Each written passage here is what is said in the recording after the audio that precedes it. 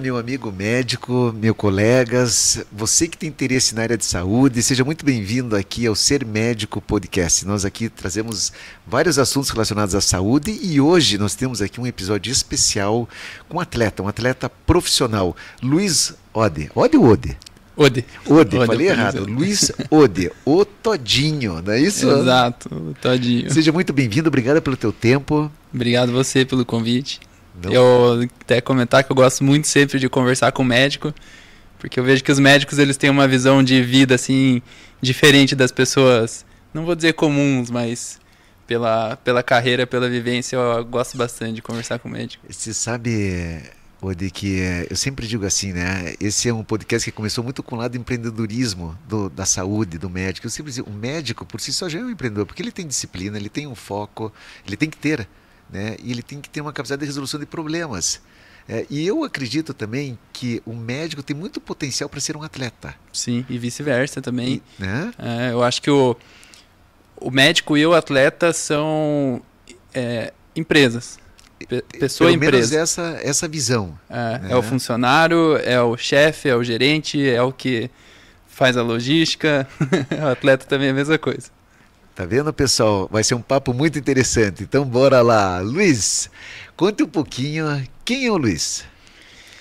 O Luiz é já um adulto de 30 anos. Perfeito, isso aí. Ainda me sinto um pouco adolescente.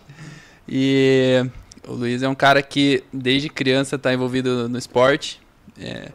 Quando criança, quando perguntavam para mim o que você quer ser quando crescer, eu nunca almejei uma carreira que, vamos dizer assim, era imposta pelo colégio, assim, você tem que fazer faculdade. Eu sempre tive a vontade de ser atleta profissional de alguma coisa. Eu sempre... Desde pequeno? Desde pequeno, apesar da minha genética e do meu biotipo, quando eu era pequeno, não favorecer isso, porque eu era bem gordinho, asmático. Eu sempre tive dentro de mim a vontade de ser um atleta de alguma coisa. Eu sempre idolatrei muito um atleta, sabe, profissional, assim. Tudo que eu fazia, todos os esportes que eu olhava, que eu tinha interesse, eu ia atrás, eu ia a fundo, ia procurar quem que eram os melhores e como que eles faziam. Era bem bitolado, vamos dizer assim, quando o assunto era esporte. Luiz, mas desde pequeno você gostava já de esporte, mesmo sendo assim, com sobrepeso, fora do biotipo? Ou não? Desde pequeno. Assim, uma coisa que eu tinha muito quando era pequeno, que lá naquela roda de criança, e estamos jogando futebol. Aí as outras crianças queriam parar de jogar, eu sempre queria mais, sempre queria continuar. Um jogo de basquete, assim, tipo, cansei, não quero mais. Eu sempre, vamos jogar mais. E tinha essa coisa dentro de mim, mesmo sendo... Geralmente eu era um dos piores, tanto em qualquer modalidade que eu fazia, mas eu sempre queria mais, assim, sempre buscava continuar o jogo, vamos dizer assim. Então você sempre teve muito esforço. Na tua cabeça você tem mais talento, mais esforço? Ou você consegue definir mais ou menos assim um percentual hoje dentro da tua atividade que você faz? Ou para chegar até aqui? Talento zero. Principalmente no triatlo, eu acho que é muito difícil uma pessoa nascer com talento e aptidão para 3 modalidades. Eu acho que Verdade. Eu acho bem improvável isso acontecer, apesar de que no mundo a gente tem caras que a gente olha assim e fala, esse cara nasceu para fazer 3 esportes. E também não é nem vontade, nem disciplina. Eu gosto muito. Simplesmente eu gosto de fazer. Eu gosto de acordar e treinar. É o que eu amo fazer, assim, de paixão. Que bacana, olha aí, ó. Uma chave importante, hein? Eu acho que para todo início e para você chegar numa excelência, o gostar é fundamental. Exatamente. Gostar é o que vai mover a gente todo dia. Não só um pico de vontade que logo passa, fica aquela oscilação. O amar o que você faz e gostar do que você faz, você vai acordar motivado todo dia para fazer. Lógico, dias que você preguiça e tudo mais, mas você vai fazer. É isso que eu vejo, que eu sou assim desde criança. Para quem não conhece, o Luiz aqui é um atleta então profissional do triatlon. Não somente o full, ou você também faz outras provas? Todas as distâncias. Já passei por todas as fases de um triatleta, que a gente fala, quando é mais jovem tende a ir para as provas curtas e buscar ali uma Olimpíada, que é uma prova mais curta. Essa minha carreira nas provas curtas durou bem pouco, assim, acho que com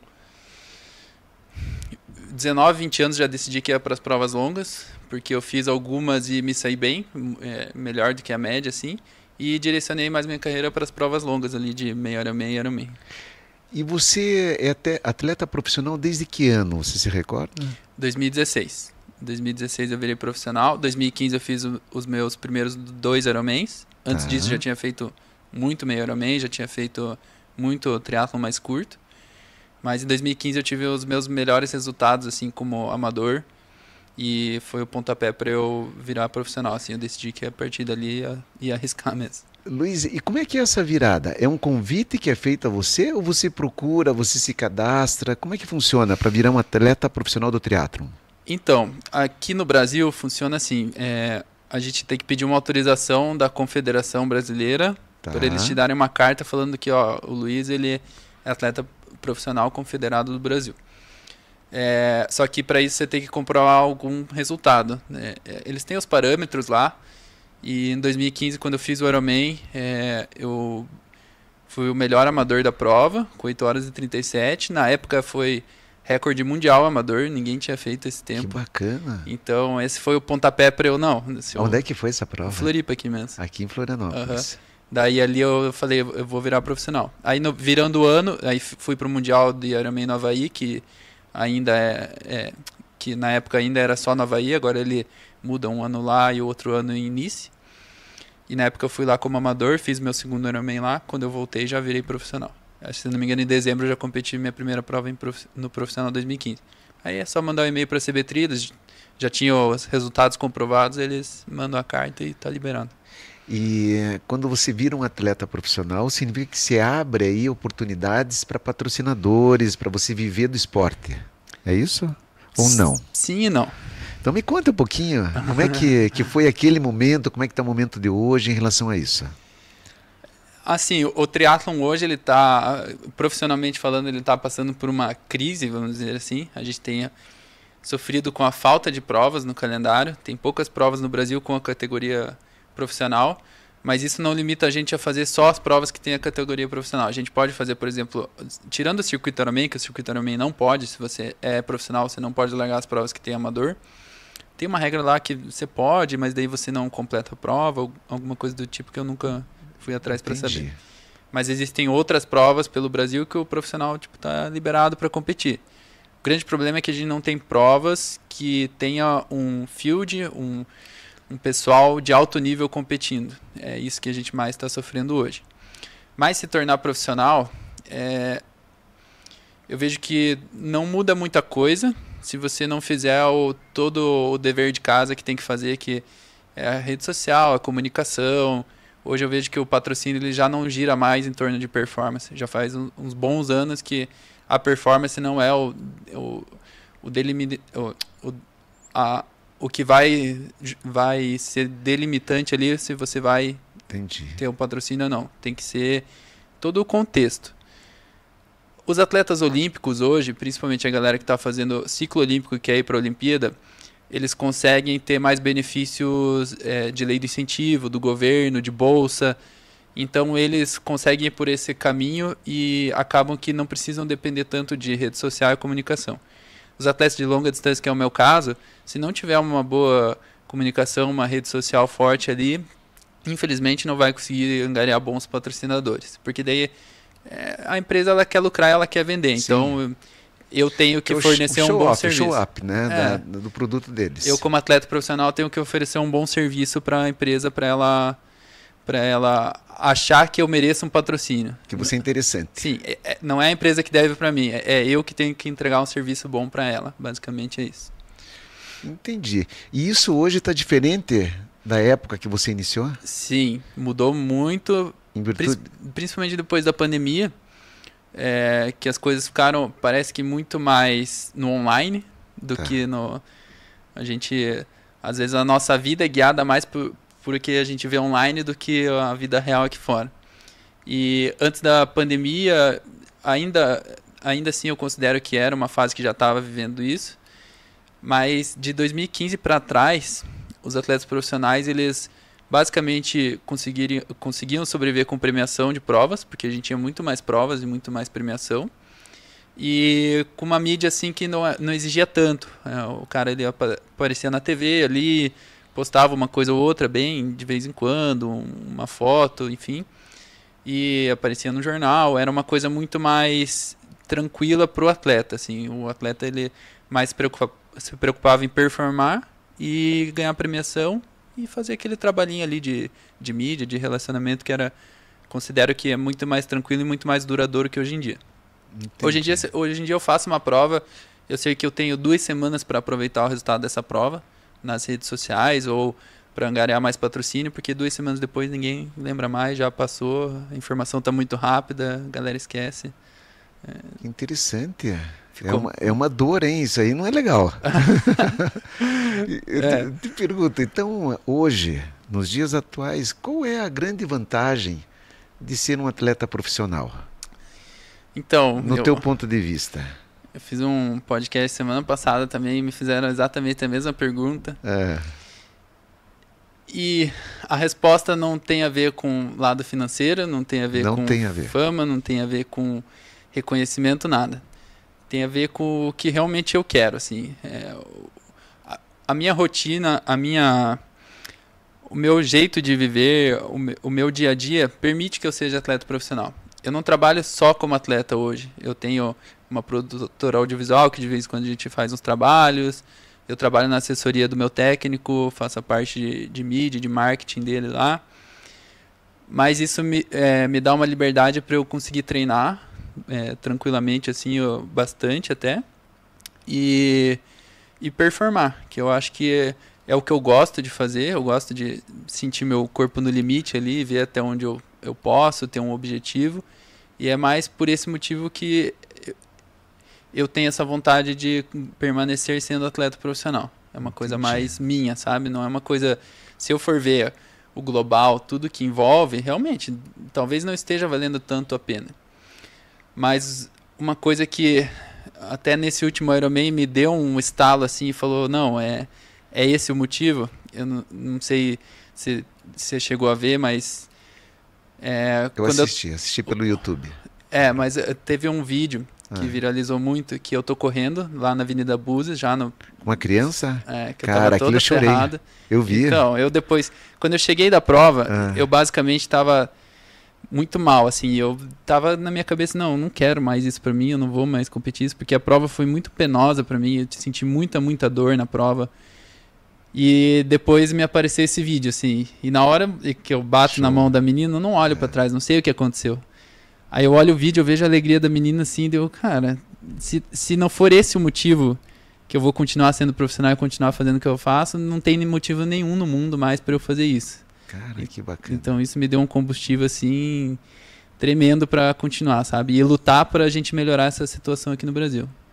Parabéns, porque vocês nos inspiram muito, né? E quando você fala assim, você está sendo muito humilde de dizer que você foi inspirado por uma criança, por uma atitude, né? Veja, e foi muito inconsciente, porque na hora ali você não precisava fazer o que você fez, cumprimentar a criança, né? Você já estava ali com um desgaste enorme, focado na prova. Só que você disse assim, não sei o que passou na tua cabeça, mas você cumprimentou. Sim. E da maneira como foi a reação da criança, foi algo assim espetacular. Me pegou bastante. Pegou todo mundo, viu? Quem não assistiu deve estar no YouTube ainda, essa passagem que o Luiz cumprimenta uma criança, a criança fica tão emocionada, sabe, assim, com uma feição, uma aparência assim de surpresa, que é a coisa mais bonita que... Eu vou dizer para você que talvez de toda a prova, para mim, foi o que mais me impactou também. Foi um vídeo assim que realmente me pegou bastante, justamente por esse motivo, sabe? Dessa pergunta, por que você é atleta profissional? A resposta tá lá, tá naquele vídeo, que assim. Que bacana. Foi bem forte no momento. Luiz, você é o Todinho. Sou. Né? Explica para nós aqui, de onde que vem o Todinho? O Todinho vem de um churrasco, mas é que na assessoria que eu treino, aliás, hoje em dia, que é a Manoc Sports, a gente tinha muito Luiz na assessoria. Então a galera chamava pelo sobrenome. E como tinha eu e meu pai treinando, chamava meu pai de Odão e eu de Odinho. E aí um churrasco lá, um amigo meu já tava meio, meio virado e falou, o todinho aí. Aí na hora a galera riu, eu não gostei. No outro dia já tava todo mundo todinho e acabou ficando. E hoje em dia todo mundo me conhece pelo apelido. E as crianças adoram, como você comentou. Elas gostam. Show de bola. E você chegou, fale para nós um pouquinho mais sobre a prova que você fez. Você fez uma prova espetacular. É uma prova muito difícil, né? Você já tinha feito várias provas de Floripa, né? Sim, Floripa eu não sei quantas vezes eu fiz, mas se eu não me engano foi umas 8 já. Eu já fiz 14 Ironmans. Esse foi diferente ou não? Essa prova em relação às outras ou sempre difícil ali em Florianópolis? Essa prova foi diferente tanto por mim, que eu tava numa preparação super boa. Aí 2 semanas antes da prova eu peguei dengue. Tava no litoral ali, acabei pegando dengue, me destruiu assim, fiquei uma semana de cama. Já não tinha certeza se ia largar a prova, mas tá explicado. Decidi. Então. Não, eu larguei. Debilita muito. Ela mexeu muito com o meu muscular, assim. Tanto que na prova eu senti uma dor assim que eu nunca tinha sentido na vida, sabe? Dor muscular assim que eu já fiz muita prova, já sofri muito e sei que não era uma dor normal. Igual às outras. Era uma dor diferente, assim, era muita dor mesmo. E a prova, ela tava com pouca gente, poucos atletas largando, profissionais, né? Se eu não me engano, largaram 8 atletas. Então, foi uma prova totalmente sozinho ali, todo mundo fez a prova solo. Geralmente, existe uma dinâmica de grupo, que tem uma galera mais junta, quando a prova tá mais cheia. E essa prova foi totalmente solo ali. Então, foram as 8 horas só eu e a minha cabeça até a linha de chegada. Foi bem... E o clima também não ajudou nada, assim, porque tava frio, tava chovendo, não tava um clima muito amigável. Por isso foi uma prova, assim, que eu cheguei basicamente pensando, não quero mais, desisto. E depois eu pensei melhor, tava de cabeça quente e realmente foi só um momento ali. Que bom. Isso é comum acontecer, esses momentos de buraco, né? De você se sentir mal e... Sim, bastante até. Qual que foi o teu, assim, nessa prova, assim, que você disse assim, puxa, agora... tô aqui, não vou conseguir sair desse buraco. Você lembra ou não? Lembro. Foi no ciclismo, mais ou menos no quilômetro 130. Tá. As minhas 2 pernas travaram de cãibra, assim. As 2 pararam. Simplesmente cãibra na perna inteira, aqui no quadríceps, na panturrilha. Aliás, estava dentro do túnel lá de Floripa. Então, já estava ruim. Ainda tudo escuro, assim. Foi um momento que eu pensei, meu Deus, eu não sei se eu vou terminar. E você já estava bem colocado, né? Eu tava ali entre os 5, né? Entre os 5. Mas foi um momento assim que eu pensei muito se eu ia continuar, mas ano passado eu desisti da prova. Entendi. Por causa de uma crise de asma. Eu tive uma crise de asma na natação, eu comecei o ciclismo já muito mal e desisti. Esse ano eu fui para a prova pensando, eu não vou desistir por nada. Por nada que aconteça, eu vou desistir da prova esse ano. Entendi. E acabou que travou ali, mas daí consegui voltar a pedalar e me hidratar melhor e tentar reverter com muita dor, mas consegui terminar o ciclismo e quando saí para correr melhorou um pouco. Entendi. Foi uma prova bem difícil mentalmente, assim. Imagino. E você, na tua preparação física, você fala para nós assim, acho que não tem problema, né? Como é que é assim o triatleta Luiz Ode, o preparo dele de uma maneira geral, assim, quantas horas por semana ou por dia? Como é que é a rotina? Pro Ironman, esse ano eu cheguei a fazer uma semana de 35 horas ali, que foi a semana que eu mais treinei. Tá. Mas gira em torno de 25 e 30 horas na semana. 3 treinos por dia, tenta espaçar bem os treinos, descansar. Bastante rodagem aeróbica fácil, então treinos ali de, por exemplo, ciclismo, 4, 5 horas rodando fácil, que... é um excelente exercício para a cabeça, porque é muito monótono. Mas é na rua, na estrada ou é no rolo? As duas coisas. As duas. Curitiba a gente não pode depender muito de onde vai fazer, mas tem que fazer, porque o clima não ajuda muito também. Tá. E também, corrida ali é 2, 3 horas correndo tranquilo. Aí tem os treinos de intensidade, que geralmente são os treinos que machucam, que deixam a gente dolorido, que são mais curtos. E assim vai a preparação do Ironman, mais ou menos umas 12 semanas, que é uma preparação mais específica para a prova. 12 semanas. 12 semanas, mas lógico, a gente fala 12 semanas, mas não é a pessoa que começou do zero hoje e vai treinar 12 semanas e vai fazer um Ironman. Sim, isso tem que ficar bem claro, não é assim. Já chega nas 12 semanas bem preparado, já tá com uma base aeróbica muito boa, porque fez base antes, e daí, especificamente pro Ironman, 12 semanas é quando a gente trabalha mais em cima da intensidade de prova, da especificidade da prova, de distância, de clima, de tudo. Focado naquela prova. Focado naquela prova específica. Você comentou que você teve uma crise de asma. O teu pulmão, eu vou falar um pouquinho da parte médica. Sim, vamos lá. Né? Ele é um órgão de choque, assim, você se preocupa com ele durante a prova ou durante o treinamento? É uma coisa que te chama a atenção? Você chega a ter broncoespasmo? Sim, a minha asma ela foi muito intensa quando eu era criança. Tá. Aí eu estudei bastante asma, já fui em diversos médicos e basicamente é muito forte quando era criança. Teve um período da lua de mel que fala da asma, que é quando ela diminui e passa, fica mais tranquila ali na adolescência. E aí, depois da fase adulta, pode acontecer dela voltar com tudo de volta. E foi o que aconteceu comigo a partir de 2017. Assim, minha asma começou a voltar com mais frequência. E fui atrás, fui analisar, estudar a asma. É uma doença que não tem cura, a gente sabe. Tem que tratar, tratamento diário com remédio. Aí a gente esbarra também na questão do antidoping, que tem que ser o remédio permitido, o remédio na quantidade certa. Tem tudo um esquema que tem que ficar atento. Para daí a gente poder ver se realmente é uma asma constante ou é uma asma só de crise. A minha asma é uma asma constante e depois do tratamento com o remédio eu percebi que realmente eu não respirava. Meu pulmão ele é 70% de uma pessoa normal da minha idade. É isso que eu queria saber. Aí depois eu descobri isso e comecei a tratar, outra vida. Eu descobri o que é respirar de verdade. Mas você já era atleta? Já era atleta. Só que é igual os médicos falam, você se acostuma a não respirar. Então você não sabe como é que é o bom, né? Exatamente, para você aquilo é normal. E depois que eu descobri isso, fui em vários médicos, corri atrás de muita informação. Eu vi que a minha asma ela é controlável, bem tranquila, assim, porque eu conheço pessoas que, mesmo com remédio, a pessoa é totalmente debilitada, assim, com asma.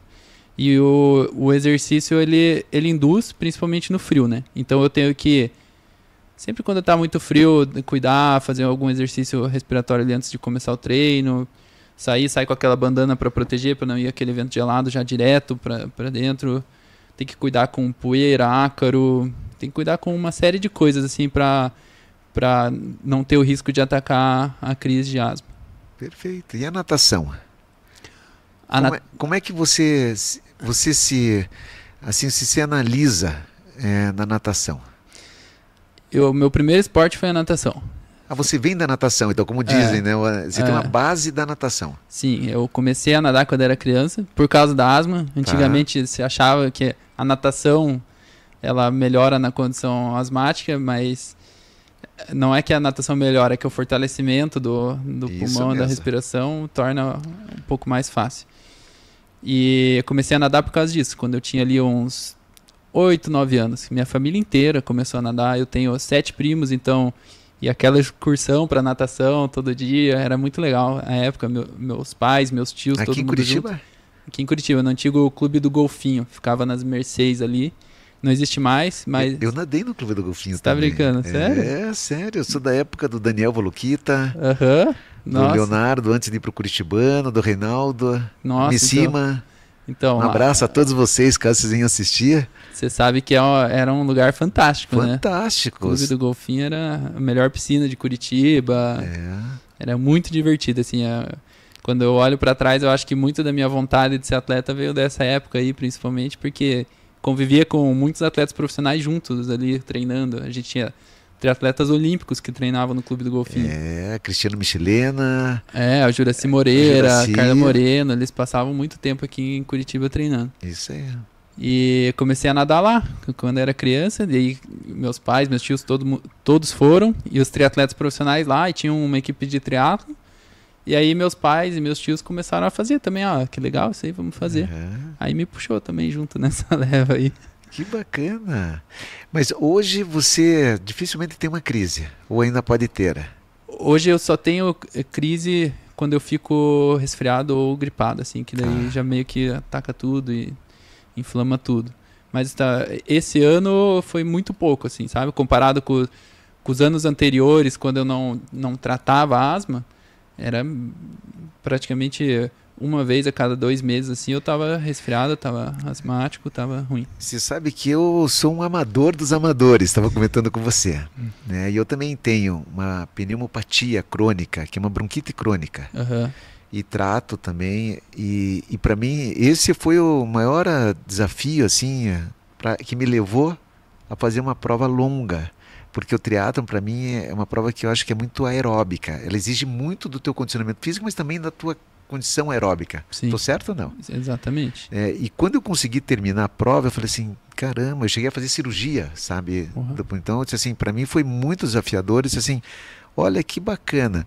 Então, quando eu escuto de você, profissional, terceiro colocado no Ironman Brasil, eu digo assim, e ele tem uma história de bronquite, eu digo, um caso prático de uma superação aí, né? De uma situação crônica, né, que dá para viver, e viver muito bem. Sim, sim.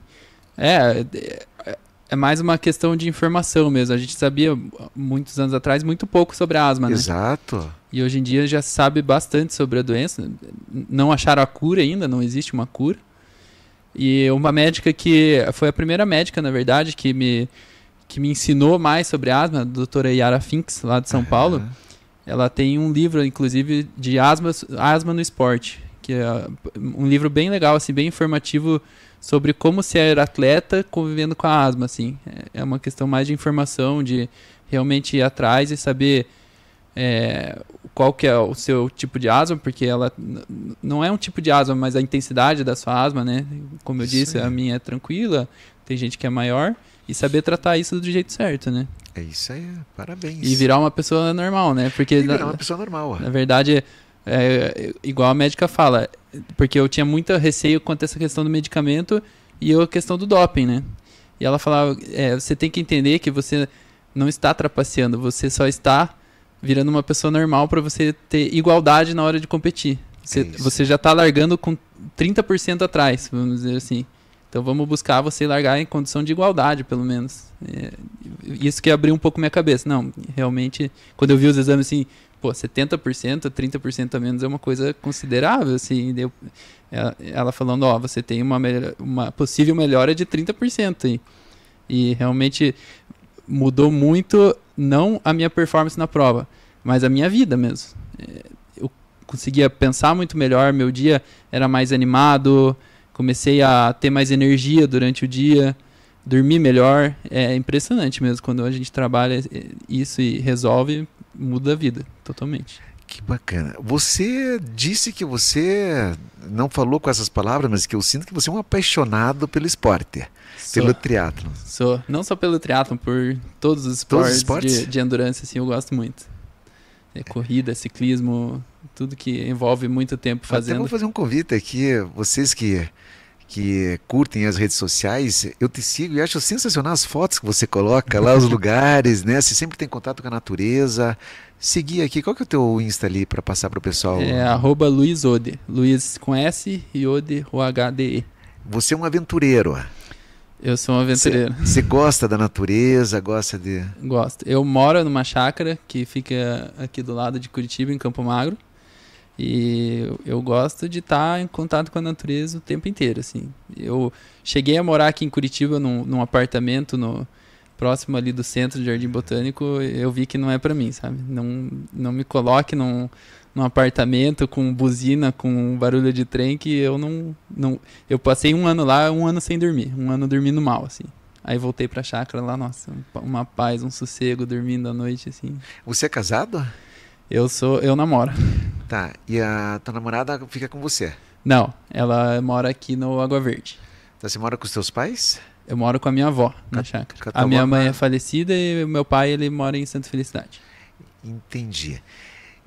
Que interessante, porque eu, assim, sabe, a gente querendo entender um pouquinho a tua cabeça, esse mindset do atleta, porque o esporte do endurance é um esporte, às vezes, que é um pouco, vamos dizer assim, individual. Solitário, essa é a palavra certa. E eu acho que tem um pouco a ver que você querendo morar na chácara, tem a ver ou não? Tem. O esporte de endurance, ele é solitário. Ele é solitário. E eu acho que isso que é apaixonante também nesse esporte. Porque como que eu vejo isso? Eu gosto muito, por exemplo, de meditação.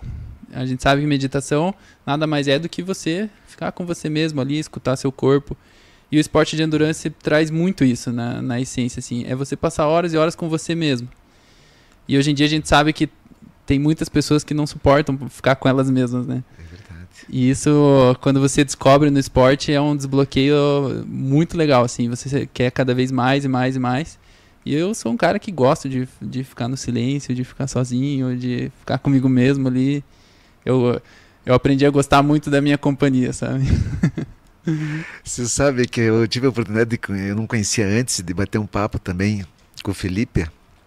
O Felipe é um triatleta e teve aqui essa participação aí no Ironman também muito bacana, né? Uhum.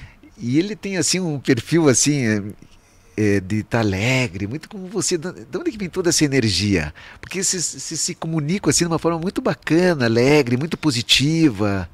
Eu acho isso que você acaba interiorizando no teu dia a dia. Uhum. Eu acho que essa questão de você aprender a conviver com você mesmo, você aprende a se cuidar. E a pessoa, quando ela se cuida, ela também consegue cuidar dos outros. A pessoa que não se cuida, eu acho que ela tem um pouco mais de dificuldade de cuidar com os outros e conviver com os outros. Eu acho que o esporte, ele traz muito isso, sabe? E a pessoa que se cuida, ela tem a real possibilidade de cuidar dos outros e conviver com os outros e fazer os outros sorrir, porque ela sabe o que é estar alegre, sabe o que é estar triste, ter empatia. E apesar do esporte ser muito individual e muito solitário... E com dores, né? Às vezes por causa da intensidade. E toda essa solitude, acho que é essa palavra. Isso mesmo. Ajuda a gente nisso, sabe? Até nos relacionamentos, assim. É muito bom. Que bacana. Essa energia é muito boa passar para nós. E você gosta de criança? Quando chora, eu gosto de devolver pro pai. Boa, não, mas eu gosto, sim. Eu gosto. Tá nos meus planos ainda ser pai, sabe? Ah, é? Mas eu decidi pra mim que enquanto eu for atleta profissional, eu vou dar uma segurada, porque não é muito simples assim, sabe? Você treinar horas e horas e horas e tem que sustentar a casa, tem que sustentar uma criança. Eu tive pra mim assim, não, vamos encerrar a carreira de profissional, daí eu vou pensar em ser um pai aí. A tua avó é por parte de mãe ou de pai? De pai. De pai. Depois que minha mãe faleceu, eu voltei a morar com ela. Eu já morava quando eu era mais jovem com ela. Uhum. Aí minha mãe faleceu, eu fui morar lá porque eu gosto muito da chácara, eu gosto dela, assim. Se você acha que eu gosto de natureza, minha avó é uma pessoa que... ama a natureza.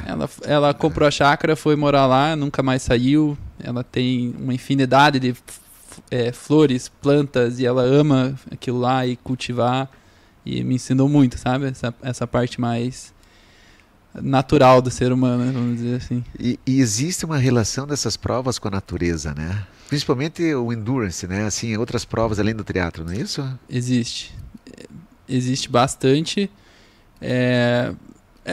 A gente está sempre suscetível às vontades da natureza nessas provas. A gente percebe que a gente é muito pequeno. Que se o mar não quiser que você entre, ele não vai deixar você entrar. Então a gente aprende a respeitar também. Se a montanha não quiser que você suba, ela não vai deixar você subir. É basicamente isso. Que show! Olha aqui quantas mensagens inspiradoras aqui do Luiz. Você é uma inspiração, Luiz. Você sabia disso ou não? Não sei. Você Eu tenho as minhas inspirações também. Tá vendo? Mas isso é bacana, né? Isso é teu lado humilde que tá falando, muito legal. Luiz, conta um pouquinho mais da tua vida assim profissional como atleta. Hoje então você também faz algumas provas internacionais como atleta profissional ou lá fora não? Eu já fiz bastante, até esse ano eu fiz uma em Pucón, aqui no Chile, mas esse ano não está nos meus planos viajar para fora competir, por causa do custo mesmo. O custo está muito alto para a gente ir arriscar uma prova lá fora e não ter um retorno esperado. Lá fora tem premiação? Tem. Aqui também tem, né? Mas é pequena, né? Aqui no Ironman Brasil aqui é a menor premiação do circuito. Mas a título de comparação, a gente tem uma prova de Ironman com categoria profissional aqui no Brasil.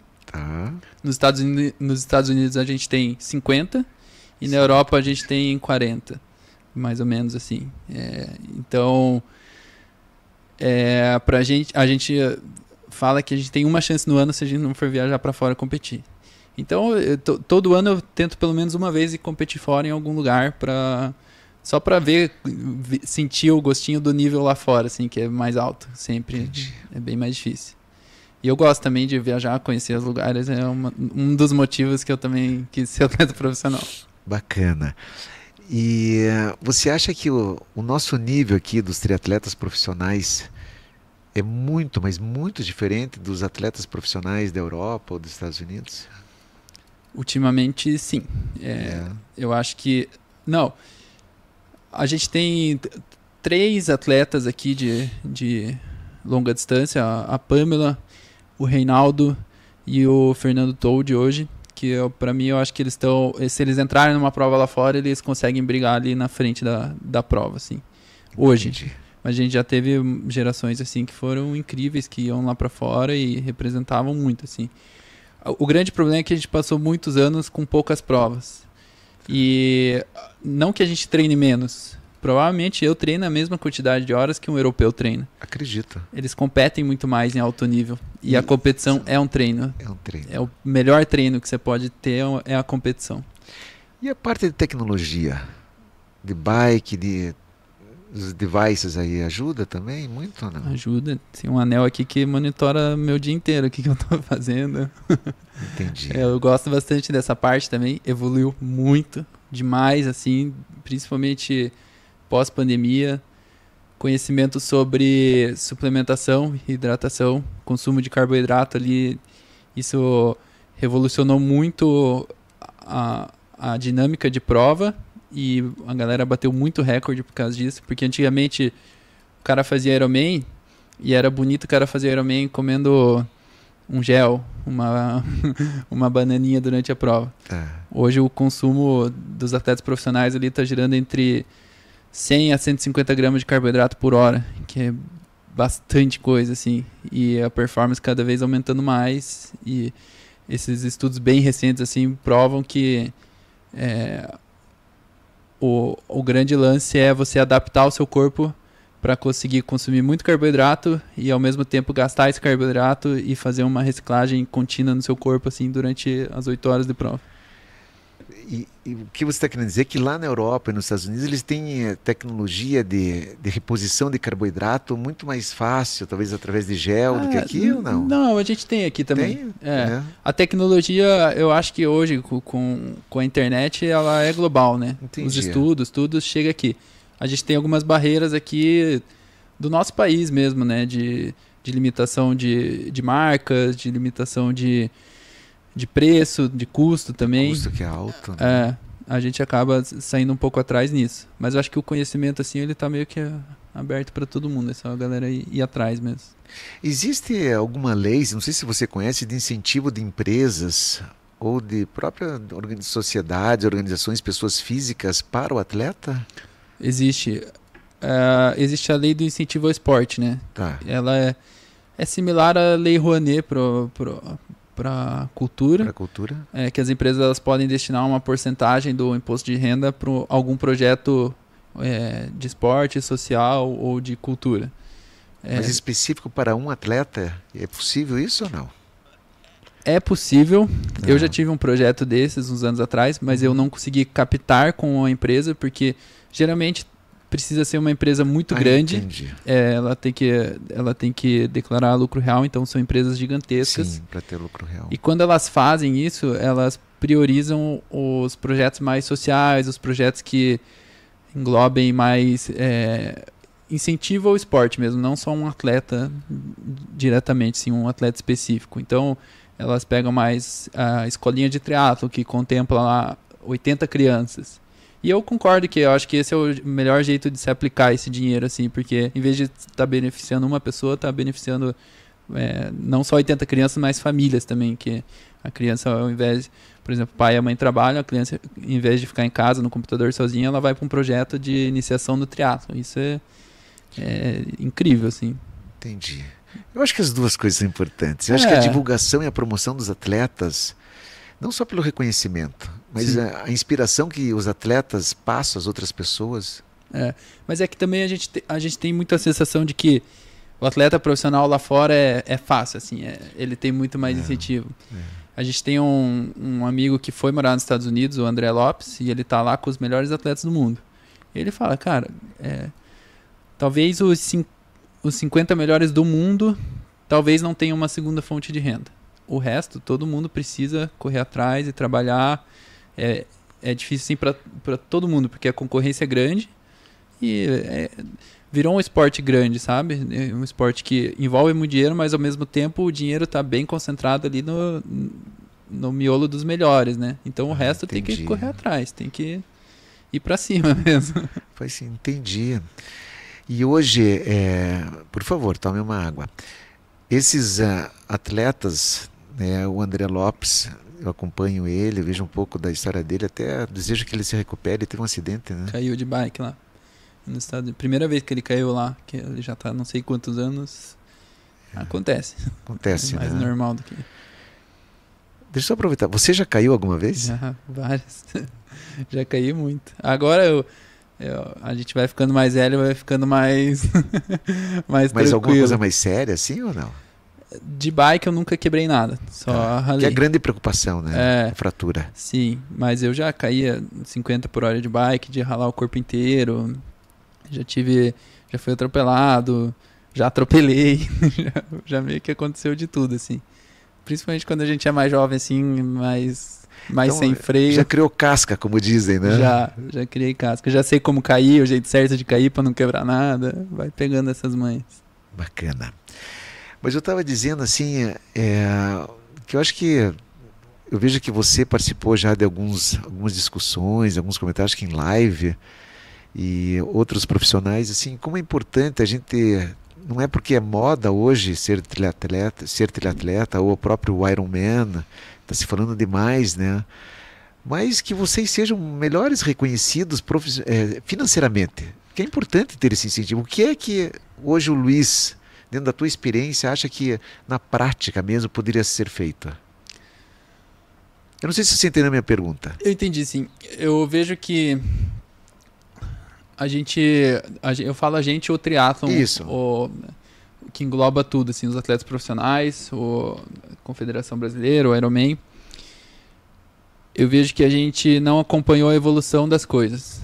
Exato. A gente ficou parado pensando que ia ser aquilo para sempre, aquilo que eu comentei de antes, que o atleta só tinha que treinar e aparecer no jornal lá e tudo mais. A gente não acompanhou a mudança. E não adianta também a gente querer achar que é culpa dos outros, assim, que a marca deveria me patrocinar. Não, igual eu falei, a marca ela quer lucro, ela quer vender, então a gente perdeu muito espaço para influencers, e eu não aqui querendo criticar influencers. Eu sei que eu trabalho com isso, trabalho com vídeo, imagem, eu sei o quão difícil é produzir um conteúdo bem produzido. Mas as marcas começaram a priorizar mais esse pessoal. E acabou que o atleta profissional ele ficou meio que estagnado, assim, porque não acompanhou realmente essa mudança. E eu vejo que a culpa não é só do atleta, a culpa também por exemplo, da confederação, que podia ter explorado um pouco mais isso, podia ter ensinado ou corrido atrás para divulgar mais o atleta profissional. Porque hoje em dia, principalmente com a rede social, quem não é visto não é lembrado. Independente de se você é muito bom ou se você não é bom em nada. Se você não for visto, você não vai ser lembrado pelo que você faz. E a gente não ter acompanhado essa mudança foi o que hoje a gente está pagando preço. É por causa disso que hoje a gente está pagando preço, que o atleta ficou um pouco desvalorizado.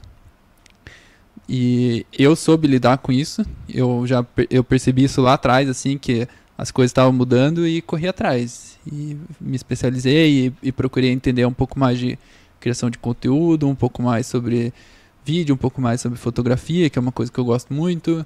E eu corri atrás para conseguir entregar para as marcas um bom combo, assim, um bom atleta e um bom influencer ao mesmo tempo. Só que eu sei que nem todos têm essa facilidade. Porque querendo ou não é uma coisa que nasceu comigo, assim, de eu gosto de fotografia, eu gosto dessa parte mais artística. Então, eu sei que tem gente que não é assim, que vamos dizer assim, travado para esse tipo de coisa. Então, acho que faltou uma instituição assim que pegasse essa galera, vamos organizar aqui, vamos seguir por esse caminho, vamos divulgar dessa forma, vamos criar uns projetos de divulgação com os organizadores e correr atrás mais ou menos dessa mudança que aconteceu nos últimos anos aí, que a gente acabou ficando para trás. Perfeito, muito claro, bem objetivo. Me conte, qual que é assim, o teu próximo projeto agora? Tem alguma coisa em vista ou não? Eu tenho. Eu tô me aventurando aí numas provas de corrida de montanha, que eu tô gostando bastante. Eu cheguei a dar uma olhada lá no teu perfil. Eu tô gostando muito de correr provas de montanha. E, assim, como a gente tem faltas de provas de triatlon, por que não começar a fazer umas provas diferentes também e ver como que eu me saio? Eu me considero jovem ainda, com 30 anos, eu acho que ainda tenho muita lenha para queimar. E estou me especializando um pouco nessas provas aí para ver o que dá daqui a um tempo. Mas assim, eu continuar sendo atleta profissional é o projeto. Quero ser mais ativo nessa parte de tentar mudar o esporte, tentar fazer ele crescer de volta para o lado profissional, porque o esporte ele tá grande, ele tá gigante, tem muito dinheiro, tem muita prova, tem de tudo, só que o atleta profissional ele não tá dentro desse mundo. Então, eu consegui entender. Um dos meus objetivos é trabalhar para reverter isso nos próximos anos. Parabéns. Luiz, será que esquecemos de alguma coisa importante? Vou te deixar aqui um espaço para você, de repente, passar alguma coisa. Um agradecimento aqui aos patrocinadores do Luiz Oder. Quais são? Hoje eu estou com a Fila, com a Felt, que é uma marca de bicicleta, a Dobro, de suplementos, a Safety de uniforme. Aí eu tenho apoios de uma marca de rolo de treinamento, óculos, capacete, roupa de borracha. Enfim, é muita gente. Que bacana, mas eu acho que os maiores... A Fila, a Felt e a Dobra aí são os que me ajudam a seguir a carreira. Que bacana. E é muito importante meu agradecimento a vocês, empresa, né, aos sócios, acionistas, porque é muito importante esse incentivo. A gente sabe que eles nos representam, não só como atletas, como amigos, mas como pessoas do Brasil. Então, gostaria que você pudesse até fazer mais viagens para fora. Né? Eu queria fazer, tem algumas provas assim que eu gostaria de voltar, outras que eu gostaria muito de fazer. Tem uma lista aí. Você sabe, Luiz, vou contar um segredo aqui para você, mas para os outros não saberem. Eu fiz a minha inscrição, te contei nesse 70.3 Emília-Romagna, na Itália, e achei tão interessante uma pergunta que eles fazem lá, se eu pertencia a alguma federação, tal, e perguntando assim, que país você representa? Quando eu olhei aquilo, assim, como assim, que país? Sabe que país você representa? Bem assim, em inglês, né? Uhum. Não é de onde você é. Qual país você está representando? Brasil. Sim. Como é bacana isso, né? Sim, é legal. Tem a bandeirinha lá na... Tem a bandeirinha, desse assim, puxa vida, olha, eu sou um atleta iniciante, amador, mas já estou representando o meu país. Sim, exatamente. Podem cruzar a linha de chegar lá segurando a bandeira. Segurar a bandeira e eles anunciam, sabia? Sim. Esse agora que teve na República Dominicana, tal César Berger do Brasil, falando assim, que bacana. Que legal. É uma emoção, né? Sim. Eu vejo que apesar de todas as dificuldades e todas as barreiras que a gente tem aqui no nosso país, é muito bom ser brasileiro. É muito bom. Você vai lá pra fora, a galera adora quando você fala que você é brasileiro, e pergunta, todo mundo te trata bem, é bem legal. Eu gosto bastante. Luiz, manda aí uma palavra para as crianças aí, que eu sei que você adora as crianças. E quem não assistiu essa imagem do Luiz Oder, dando um high five aí para uma criança lá, precisa assistir. Não, a criançada inclusive esses dias eu sentei com uma mãe lá no escritório da assessoria, que ela tem um filho de 12 anos que ele quer ser atleta profissional. Tá. E ela sentou comigo para uma conversa séria, assim, tipo, o que eu achava que deveria fazer e tudo mais. E o recado é assim, você quer ser atleta profissional? Treine, siga sua vontade. Eu falo, os seus 10% de vontade de criança que tem que permanecer pelo resto da sua vida. Mas tenha em mente que não vai ser fácil e você precisa ter um plano B também. É muito inspirador e muito fácil falar que é só você seguir o seu sonho e lutar. E não é bem assim que as coisas funcionam. Esse é um dos requisitos, né? Talvez um dos maiores, mas não é o único. É a essência que você tem que seguir pro resto da vida. Mas não acredite que sempre as coisas vão dar certo e sempre vão ser como você planejou. Por isso, quer ser atleta profissional, eu aposto que você vai conseguir, que você vai ser um dos bons. Mas tenha consciência de que é uma carreira que dura pouco e é uma carreira que do nada pode acabar. Então, tenha sempre isso em mente. Assim, não é um conselho muito inspirador, mas é um conselho necessário. Assim. Eu vejo que às vezes a gente esbarra muito em discursos muito motivacionais e pouco realistas. E eu sou muito realista, mas ao mesmo tempo eu tenho um pouquinho motivacional ali que eu acho que é o que mais vai guiar a gente pro futuro. E parabéns pela tua sinceridade. É isso aí, pessoal. É um plano B. Posso só complementar? Eu acho que na vida, com exceção do relacionamento amoroso, tá? Você tem que ter um plano B, né? Mas um plano B que você curta também. Também. Não é um plano B obrigado, um plano B que você vai se arrepender de ter escolhido. Exato. A gente é muito afortunado, vamos dizer assim, de ter possibilidade de escolher. É verdade. Tem muitas pessoas que a gente que não tem a opção de escolha do que quer ser, do que vai ser. Então, eu acho que a gente sofre demais às vezes por escolhas nossas mesmo. As pessoas reclamando por escolhas que ela fez. E eu acho que isso não pode acontecer de jeito nenhum. Esse aí é um showman, hein? Ele inspira as pessoas. Bacana, Luiz. Luiz, obrigado pela tua presença, pelo teu tempo, tá? Eu que agradeço. Desejo muito sucesso na tua vida profissional, né? De coração aí, que seja cada vez mais reconhecido o esporte, o endurance que o Luiz é um dos praticantes. Pessoal, não deixe de assistir esse episódio, os episódios anteriores no Ser Médico Podcast, nas principais redes sociais, no YouTube e no Spotify. Até lá, pessoal.